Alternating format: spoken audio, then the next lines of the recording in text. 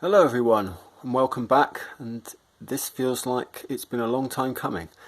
I'm here with a review of Masterpiece Skywarp version 2, the MP-52+SW. I've been waiting on this one for some time now. I actually could have had it a couple of weeks ago, but decided to do combined shipping on a few things that I had on order, and they were delayed for various reasons, and so yeah, I've been waiting for this one to arrive. I had a bumper delivery today, so I have a few things to go through in the next few days. But this is probably going to be a bit of a quicker review than for the other Seekers, just because I've gone in depth with both of those. So a lot of what I said in those reviews will carry over to this one. But I do have some specific comments about this, so I thought it was worth doing its own review. Obviously, starting off with a look at the box. And you'll see that, well, anyone who's familiar with the initial promo images of the figure will see that there's one fairly obvious change, and that is in the colour of the purple that Takara has elected to use, which is something that I'm going to touch on in the body of the review, because it was a big surprise to me, because they didn't tease that prior to release, the change I mean. Yeah, it was a bit of a bait and switch as far as I'm concerned. But anyway, that aside, we'll talk about that a bit later. Let's just give you a little bit of a look at all sides of the box. It's fairly typical Masterpiece box, so not really too much to go into. Just have a picture of him on the side there with one of his alternate faces, and then the usual rear view where we have a look at all of the features. Now we have obviously the complete Seeker trio, so they're replicating scenes from the tomb, which is great.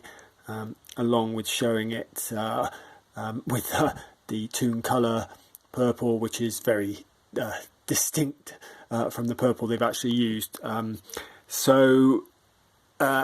Anyway, won't go into too much depth about the box. You know, you can freeze frame this if you so desire. I will get this out of the way and unbox everything and come back with a look at the figure in its alt mode as it's packaged and all of the accessories, and we'll go from there. So just bear with me and I'll be right back.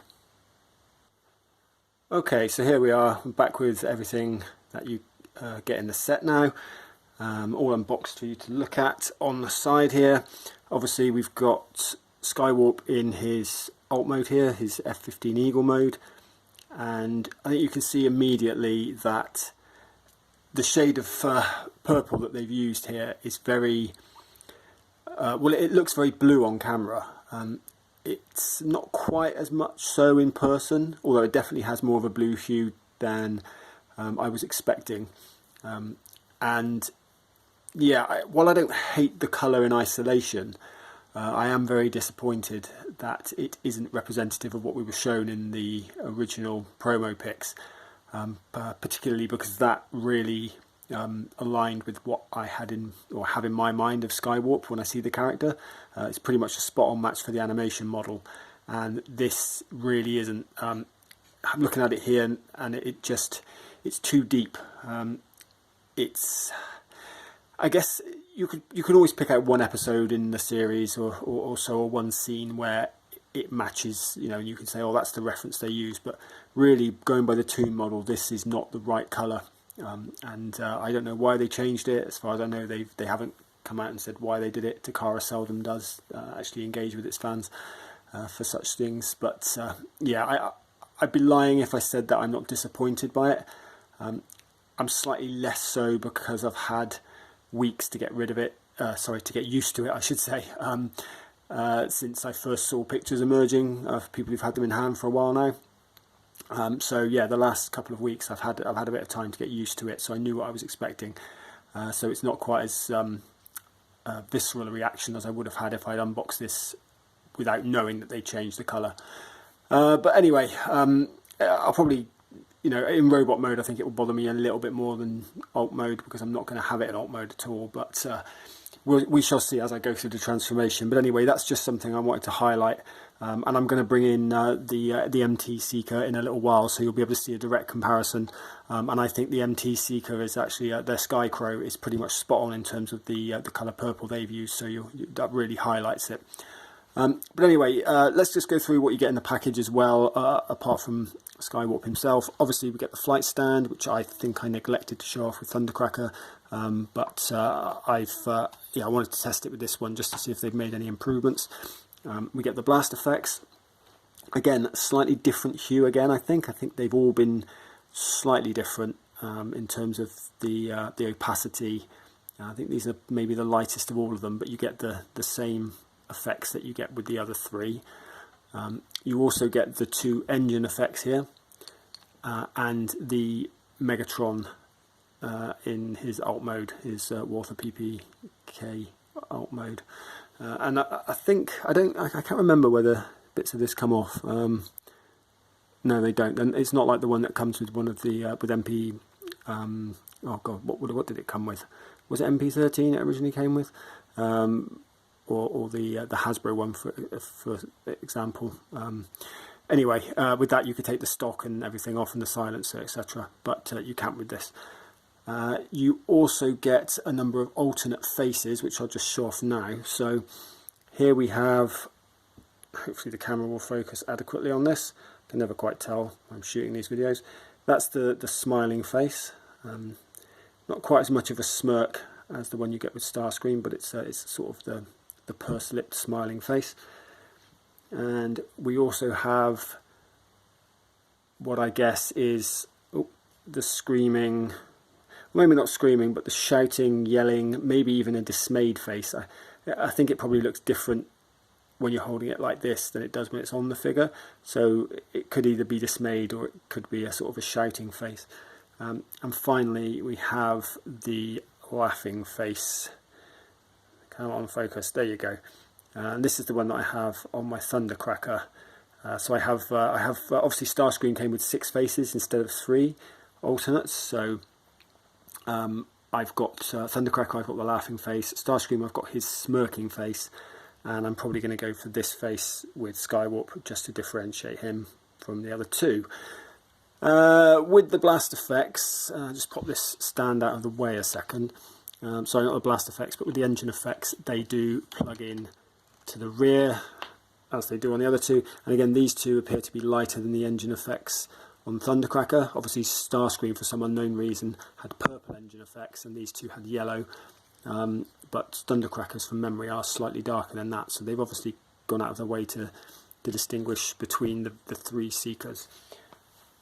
There is, I believe, one piece that I didn't take out of the box. Just a second. There we go, and that is this little piece here, which is the piece that attaches to the bottom of the figure down here. And that, I never like popping it in though, because it never seems to want to come out. So I'm not going to put it in fully, but this is the thing that allows you to attach it to the flight stand. It just pops on like that. Yes, because I haven't popped it in fully, it's not sitting on there properly. I'm just going to turn that around a second. Honestly, the reason I don't put this on fully is because I don't want to scratch the paint removing it. But if I get that fairly level, or at least, or even aiming forward, I'll move the camera up a bit, just sort of get the idea. I don't want to clip it in, but this stand actually does appear to be slightly firmer. I guess they've probably just tightened the screws, to be honest. I'm pretty sure I could tighten the others up that I've got. But I'm not going to get much use out of these flight stands, to be honest. There's not really much I want to do with them. Anyway, so let's take him off of there and get this flight stand out of the way, because I've showcased that in Starscream's video. I'm more concerned about Skywarp himself here, which I've now just knocked all of his bits and pieces out of alignment. With the Megatron gun itself, I forget whether you can use the blast effects. Let me just move this down again so you can see what's going on before I forget to do that. I think maybe you can, yeah, you can put the blast effects on the Megatron weapon. I think they all fit actually to some degree or another. Yep, and they all look okay, to be honest. And again, Megatron, he has a little tab on him there, which will tab in underneath, so you can have him underneath, slung underneath there, and you can put the blast effect on that if you so desire. and I'll just take him out of the way and also get rid of these blast effects so it's not in our way. I might even take these effects pieces out as well. There we go. Looking at the mould, it's very similar to what we've got before. Obviously it's this identical mould, just the colouring's different. Everything I said about the other iterations of this mould ring true. I really love it. I think it looks absolutely brilliant in alt mode. I love the extra details like the Vulcan gun there. Obviously you have the little radar coming out of the nose cone there. It's nice detail. Excuse me, nice detail, even though I'm probably never going to use it. The cockpit obviously opens. Ironically, the shade of purple that is used for the cockpit seats in all three of the Seekers is probably the perfect shade of purple for Skywarp. So it is, it's actually quite annoying when you open that up and see that and think, if only that, that and that were that colour. Yeah. Anyway, close that back up. These pieces are, they're always loose. They're on all of them. If you knock them, you're bound to knock them out of alignment. Obviously you have the landing gear here, here and here, and you have these, well, interesting actually, because technically on a plane these would be the drop tanks because they aren't missiles, but I actually, well, it's interesting to me, maybe not to anyone else, certainly not to some other reviewers, I can say that for sure, but I did some reading into the Japanese text on the box because I was curious as to what they said, because everywhere you go, you hear people referring to this in reviews and on message boards, etc., as null rays. They're always called null rays, even though, as any long-time G1 fan will know, only Starscream had null rays, and the original toys basically said Starscream had null rays and cluster bombs, Thundercracker had flamethrower, incendiary cannons, and a drone, and Skywarp had variable caliber machine guns and Sidewinder missiles. And I was curious as to whether that actually carried over. I assumed not, because everyone I've seen reviewing these figures has said that these are null rays.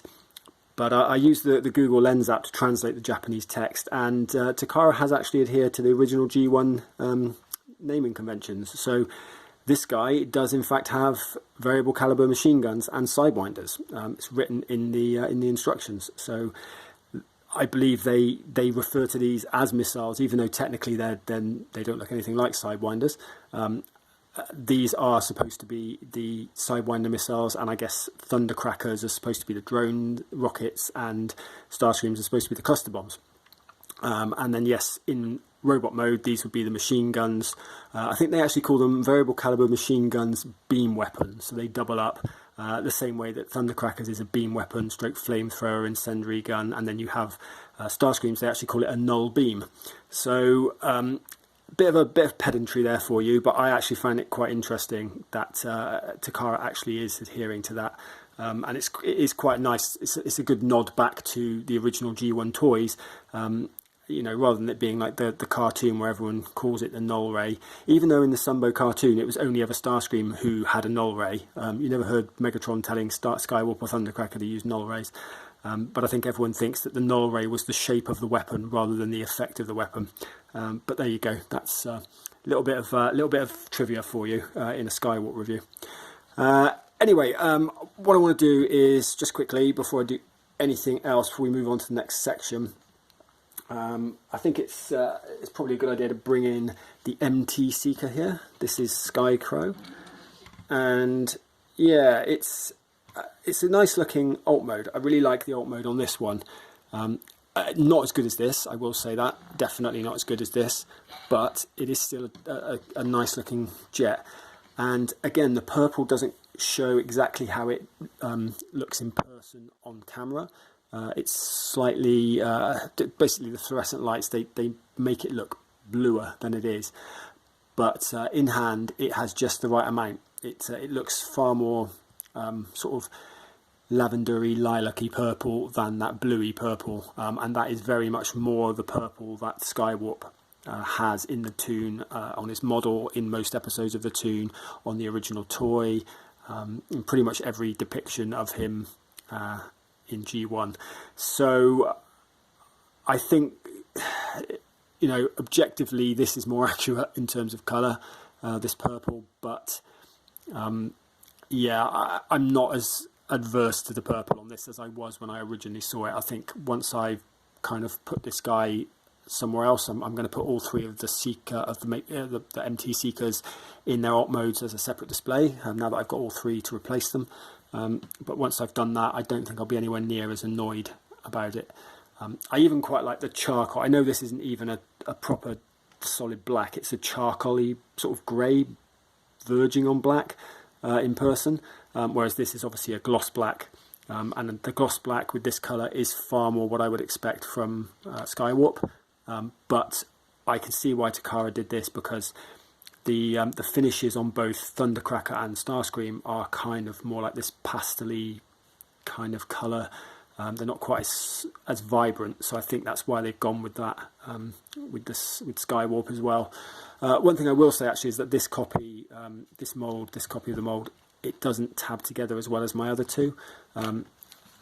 It's just out of the box, so maybe it just wasn't put together, but like this part here isn't quite as good.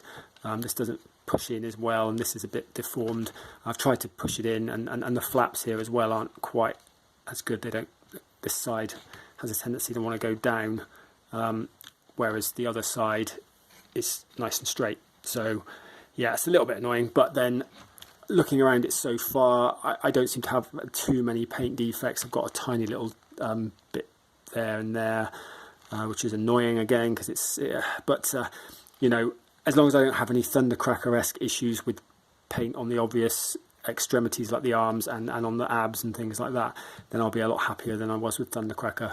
As I said, I was really gutted with Thundercracker because he's probably my favourite of the Seekers looks wise, and he was the one that had the paint issues. So anyway, let's you know, hopefully that's enough for you to get a comparison of the two. I really still like this. I still think the alt mode looks great.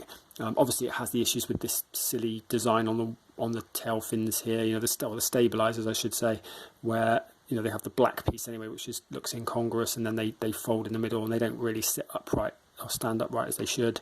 But you know, other than that, they do look, you know, the rest of the jet looks the part, I think.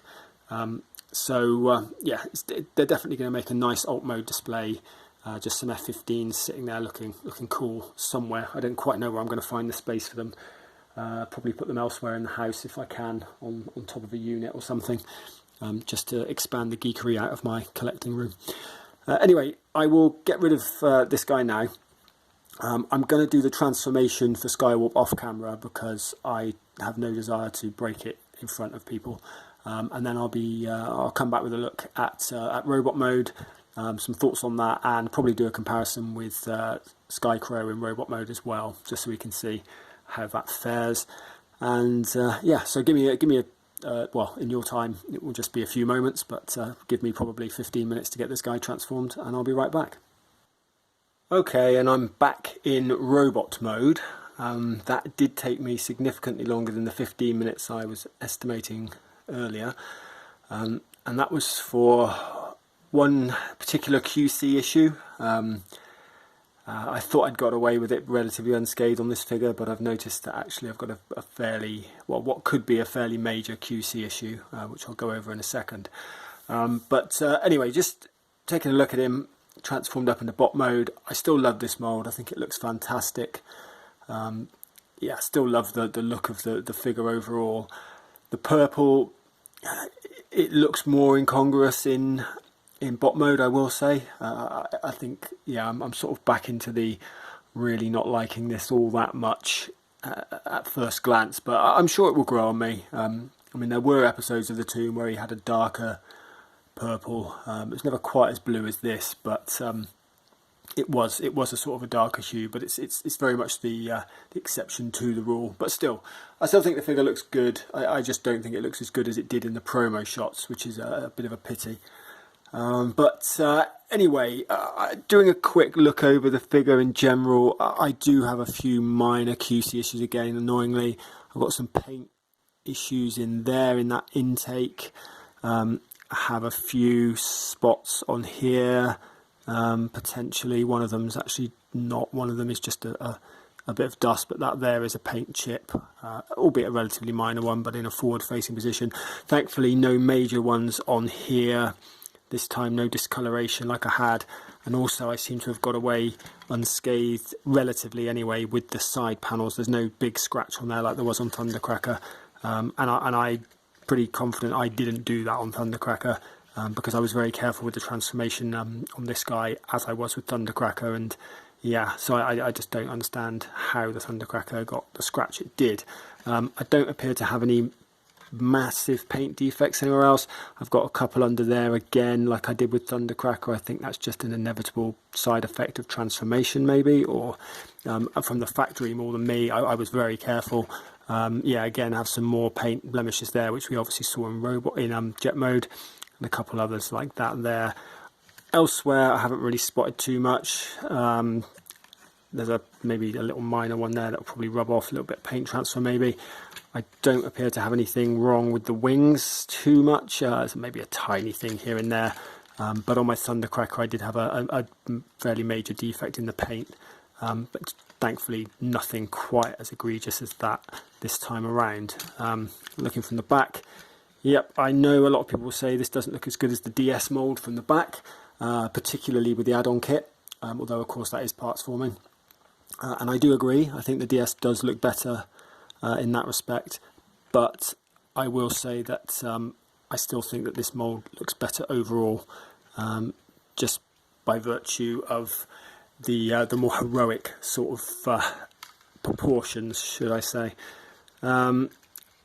I guess really it's probably a good idea to go through a sort of a checklist, the usual checklist of articulation, even though we've done this before, so I'll be a bit quicker than usual.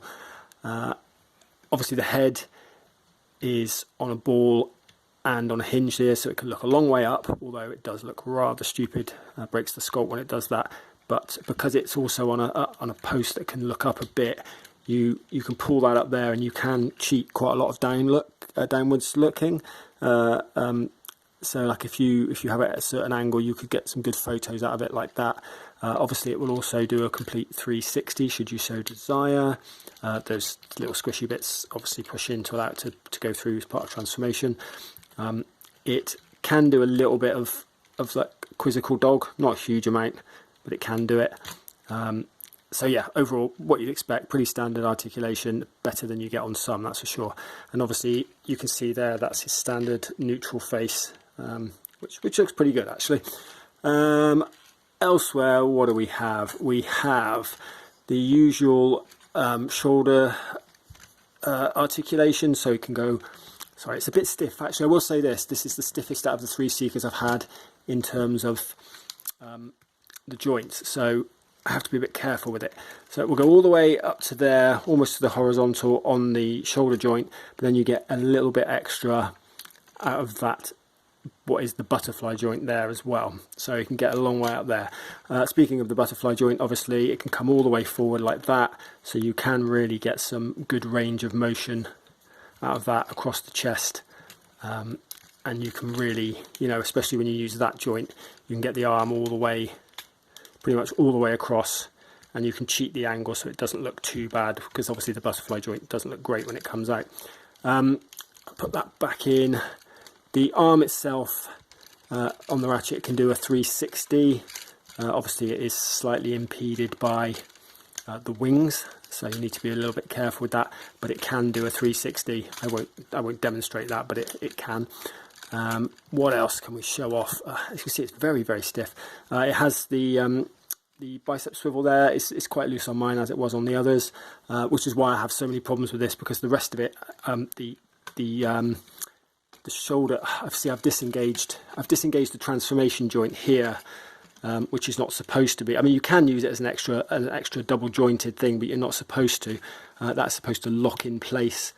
But this elbow joint here is so tight on this copy of the mould that it pops out every time. As you can see, I'm really struggling to move that. I guess the more I move it, the more it will free up, but you get a good range of motion on that anyway. It's way past 90, which is all you really need. Let's see if I can pop that back in. There we go. And yeah, that's that shoulder's stupidly tight as well, very, very tight. I guess it's better than being loose, but still, it's a little bit too much. The wrist can obviously do a 360, which is good. You have individually articulated fingers. You also have this dumb thumb, which I hate. It's the worst part of the hand. It comes in at a weird angle. It's not on a ball joint, so you can't move it in. It's really unnatural. I mean, nobody has their thumb like that, do they, all the time? Your thumb should be in there. It's very strange. I really don't like it, but that's the only real negative I've got of the hands. Other than that, they're not too bad. I've seen some where the fingers on this guy look to be a different colour to the rest of the mould, and that is true to an extent, I guess, but it's not as egregious in hand as it is in pictures. It looks worse under light than it does elsewhere as well. But again, it's less blue. It's more of a straight ahead purple. Probably more accurate to Skywarp himself. But there you go. Anyway, moving down, what do we get now? We get that ab crunch, which engages and disengages on this hinge here, so you can get a nice deep ab crunch. Obviously, we all know this mould has no waist swivel. I won't go on about that anymore. Let's lift that out of the way. The legs, you get, move that flap out of the way. Unfortunately, not spring-loaded hip skirts, but you get a nice, nice range of motion out to the side there. Very stiff, not going anywhere on the ratchets. Same out to the front. Really, really nice, hefty ratchet there, not going anywhere. Don't get as much to the back, obviously, because of this backpack being in the way. But, you know, you get as much as you really need, I think. You get a nice, well, I say nice, it's a fairly limited thigh swivel, but it does the job. The knees, this is where I have the issue on mine, but I'll go into that in a second. The knees are on a ratchet. They seem to be a little bit stiffer than the other two I've got from memory, but then my other two weren't that bad. My Thundercracker especially was not bad at all. My Starscream was probably a little bit worse, but not bad by any stretch of the imagination. Maybe I'll show you now, actually, if I can. The problem I've got on mine, hopefully it will show up. These screws here, someone at the factory has pushed that screw in way too far. They screwed it in and it has cracked the plastic around there. So when I transform the leg, this piece here popped through, but it didn't. It locks into a very small piece. There's like a bit that catches inside the leg, and because this wasn't pushed all the way flush, it flopped and that knee piece wouldn't engage. And it's still not entirely correct.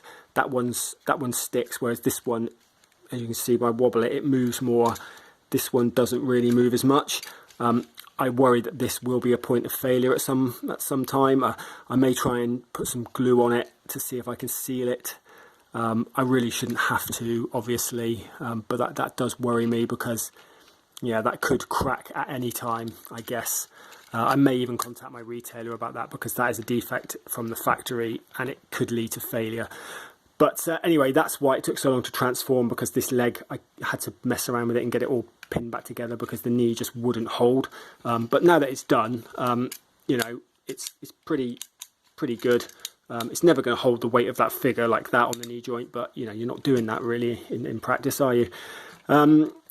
Anyway, that's a QC issue rather than a design issue. So, but it's just unfortunate on mine. I've had issues with all of the Seekers to some extent. This is just, I suppose it's the luck of the draw, isn't it? Anyway, moving on down, the ankle, you get an ankle rocker there, nice ankle pivot on it. And you get some toe pivot as well, up and down. Now, they're pretty solid on mine. Again, I didn't really have a problem with Starscream or Thundercracker either. I know a lot of people have had issues with it, but mine hold pretty firm. He can stand, you can see like he stands really well. He's not in any danger of falling back. I think Starscream was definitely the weakest of the three, but again, not what I'd call weak. Certainly I have other figures, including third-party figures, that are far weaker when it comes to standing. I got two others today, which I've seen reviews of online, and I've noticed that Fans Toys Rig potentially has a bit of an issue standing, so I look forward to seeing how that is in person. But Anyway, this looks fine to my money. It's you know, it's no better, no worse than anyone else's copy that I've seen, and it's certainly on a par with the ones I have. And he can hold some really great poses. As I say, I really like the way this mould looks. You know, you get a nice deep range of motion out of most of the joints, and you know, that's a really nice dynamic pose there. I think you can pull off some really great poses with him. So yeah, I think it has pretty much everything you'd want, apart from a waist swivel. But we all, you know, if you're getting this mould, you know what you're getting into with that. You know there is no waist swivel. So anyway, I'm going to bring in the MT Skycrow now, just so you can get a comparison. I'll put Skywarp over there, and I'll bring in Skycrow, just so you can see the evolution, really. I haven't got the feet quite right on this guy, because it's so much quicker to transform, but I did it quite hastily nonetheless, because it's getting quite late, and I just want to get this video done and go to bed, to be honest.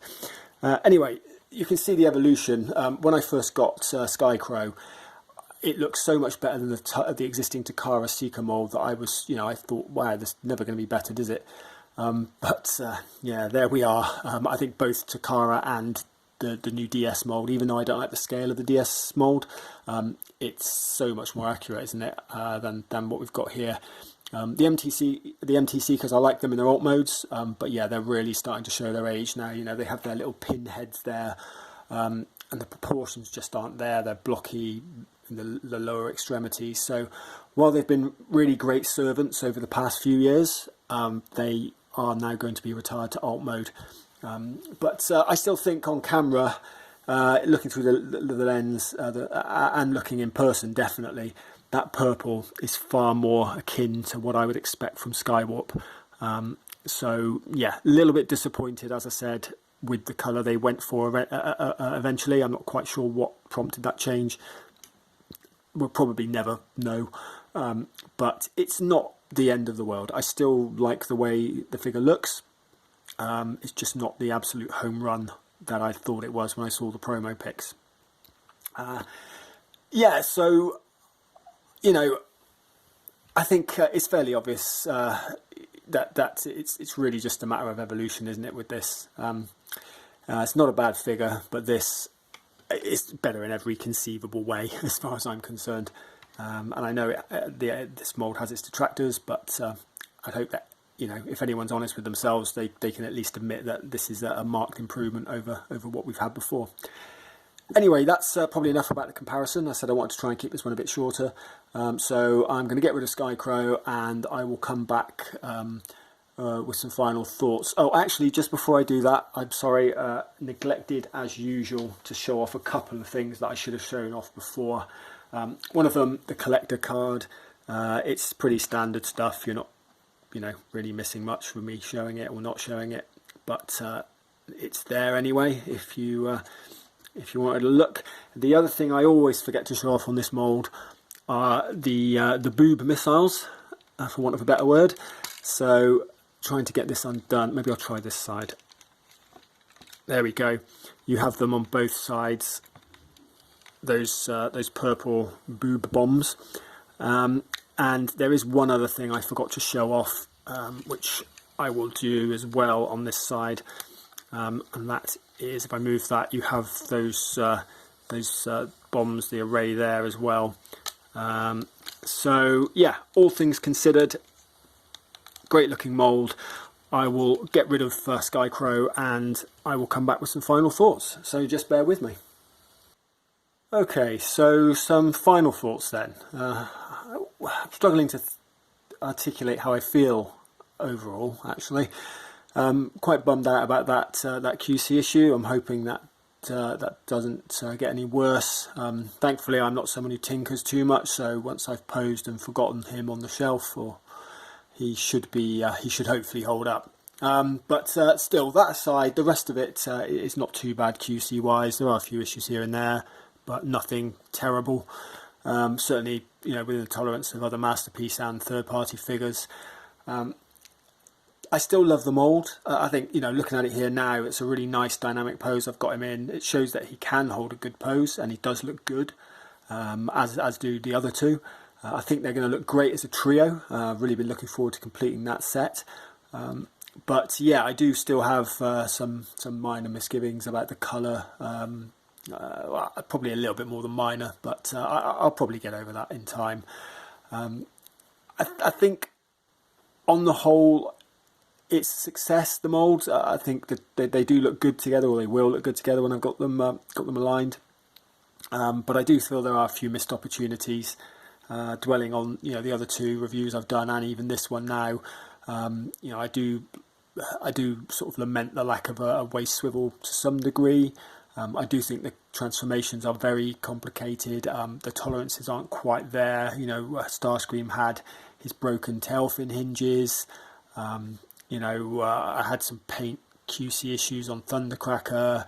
This guy now has another QC issue, which, all right, maybe it's a one-off. I could have got one yesterday that didn't have that problem and whatever. But the weight of evidence is that there's something wrong with all of these to some degree or another. So it's a little disappointing at the price point. You're paying, well, Starscream was over £200. Thundercracker and Skywarp were 180 something, 190. So it's a lot of money you're paying for something like that, isn't it? For it to have any issues at all, really. But I guess these are mass market figures, so you're going to get some degree of variance in them. But yeah, as to whether I recommend them, obviously, I've gone in all three. I've said before, I think the mould looks great, and I've said it in this review. In fact, it really does. It's a really nice looking figure. Really evokes strong memories of the cartoon and the Marvel sort of iterations of the characters. Blows the MT Seekers out of the water visually, I think, in both modes. And yeah, so I wholeheartedly recommend it.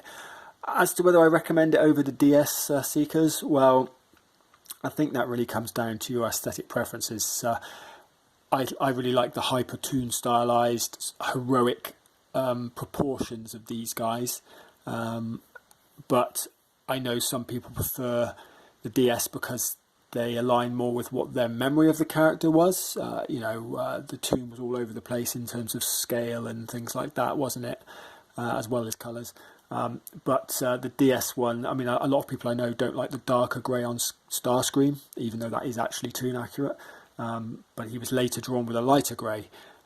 So people like that, they remember him being much taller than he was. So obviously in the cartoon, characters were often drawn at the same height because it worked in terms of the composition of scenes. Whereas in group shots, they tended to be, more representative of the scale chart. So I can see why people remember Starscream as being as tall, almost as tall as Megatron, etc. So, not here to sort of, put anyone's preferences down. I think you'd be happy to go, or happy to get whichever you go for, really. They both look really good. I don't have the DS myself, but I've seen enough of them to say that they do look very good. And I go, although again, I hear they have their own QC issues. I think they've been rushed out for Chinese New Year and they have a few paint issues and things like that. But I still think they look really good, especially if you get the add-on kits, which clean up the backs really well, make them look very, very toon accurate indeed. And to be honest with you, I was almost dead certain going in on the DS Starscream, and then probably would have gone on to get the other two to complete the trio and sold off my MP-52. And then I saw the scale, and that's what really killed it. For me, I just couldn't have a Starscream that was as tall as Megatron, or near as damn it. So yeah, I ended up going for the official, and I don't regret it. I think the official looked great. No real regrets in terms of which I purchased. I actually do, hand on heart, think these look better overall than the DS. They suit my taste better. But yeah, for the money, the DS are significantly cheaper, appear to have no more, perhaps even less QC problems than these do. So it is a bit of a bitter pill to swallow. But that aside, I don't want to sound overly negative, which I'm aware I probably do. It's late as I'm recording this. It's been a long day. But I still think it looks really great. The purple is almost growing on me as I look at it in isolation. And I'm sure once I get him on the shelf with his Seeker brothers, I'll be very happy indeed. Anyway, that's probably enough about Skywarp. You've surely seen enough by now. Surely have your own opinions on what you're going to get anyway. So this is probably either confirmation bias or making you feel better about your purchase of a DS. So I guess probably worth mentioning what I've got coming up on the channel. As I said, I did get Fans Toys Rig today, along with X-Transbots Janssen. So I will be reviewing both of those in the near-ish future. I think Rig will probably be quite a quick turnaround because I want to do a comparison with Huff. And I already have some of the groundwork laid out for that from my Huff review in terms of audio and pictures and stuff. And also it's a much smaller figure. The X-Transbots Janssen comes with so many extras. I haven't even begun to thought about how I'm going to be reviewing those. It's going to be a bit of a monster, that one, I think. So be forewarned. But yes, look out for those on the channel in the coming days or week or so. And I'm really looking forward to looking at both. I've seen video reviews and pictures of both of them, and they both look like cracking little figures. Yeah, I'm really, for somebody who's never going to get a Perceptor, I'm actually quite excited to get my hands on that one because it does look the part. X-Transbots look like they might actually have turned the corner, potentially, assuming it doesn't fall apart out of the box, I guess. Anyway, thanks for tuning in for this one, and I hope you're enjoying the content. Thanks for all my new subscribers and viewers, old and new. And I will see you with the latest, the next review in the near future. Until then, take care and goodbye.